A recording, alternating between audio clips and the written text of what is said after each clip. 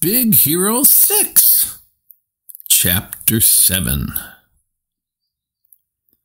The showcase hall was buzzing as students waited for the judges' results. Hiro, Tadashi, and the gang were anxiously waiting too when a large, imposing figure approached them. It was Alistair Cray.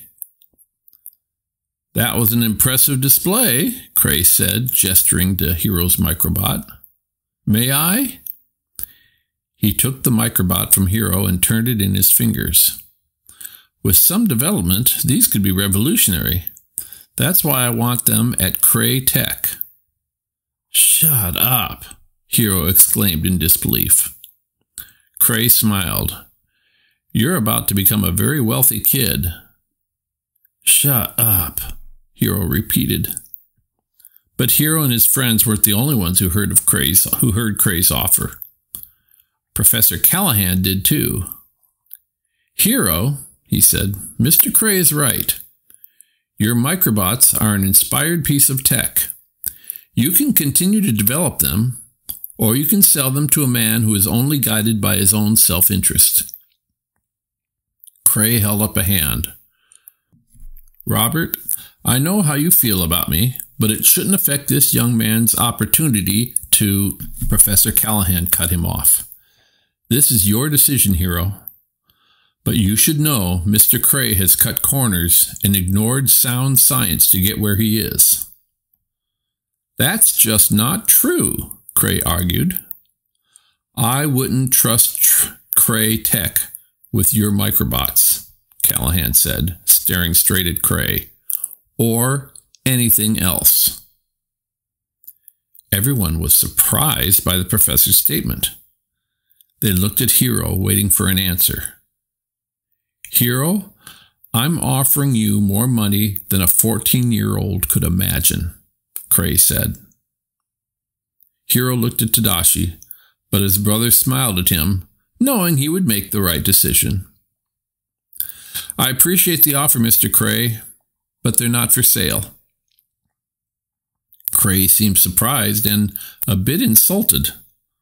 It wasn't often that he heard the word no, and he didn't like it. "I thought you were smarter than that," Cray said to Hiro. But Hiro's face was unchanged. Once Cray realized there wasn't going to be a sale, he spun on his heel. "Robert," he said, addressing Callahan as he started to leave. But Tadashi stopped him.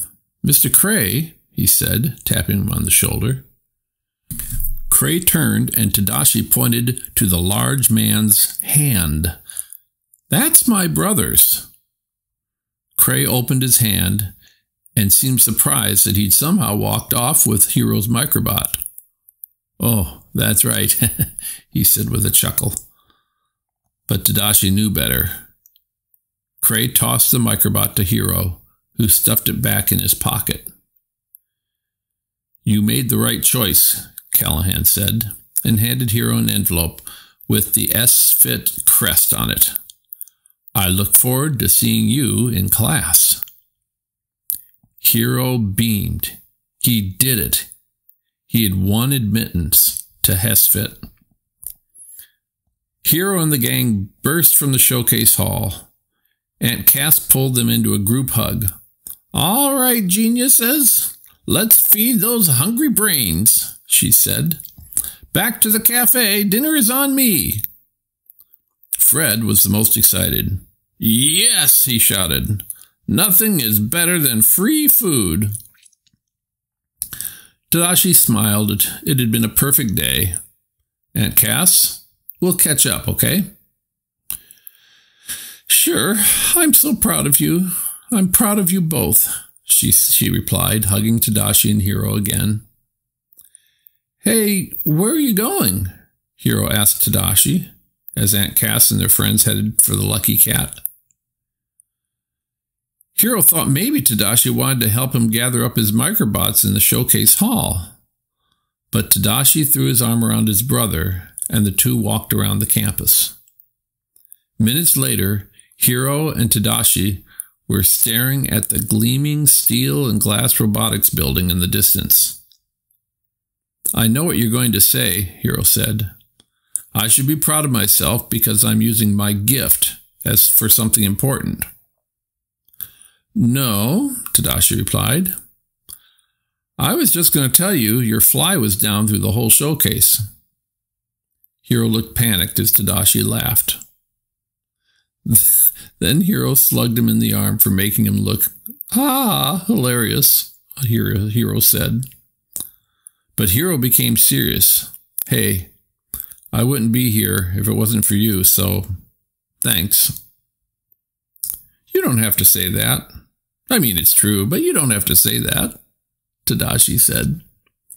The two brothers threw fake punches and began to wrestle as they laughed. When they turned back to go collect Hiro's microbots, they're surprised to see black smoke billowing from the showcase hall.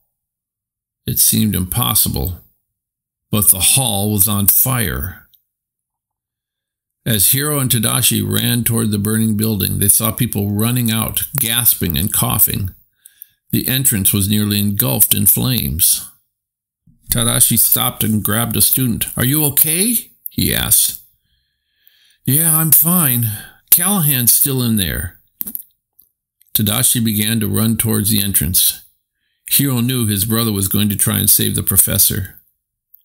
"Tadashi, no!" Hiro said, grabbing his shirt. "Callahan is still in there," Tadashi said. "Someone has to help." Hiro reluctantly let go of his brother and watched helplessly as Tadashi ran into the showcase hall. Inside, it was inferno. But through the heat and smoke, Tadashi saw Professor Callahan. Before Tadashi could reach him, he heard a large beam crack above his head. Outside, Hiro heard a deafening boom and was knocked to the ground as the hall exploded. "Tadashi!" Hiro yelled. He saw Tadashi's baseball cap lying on the ground nearby. He picked it up and cried, "Tadashi! Tadashi!"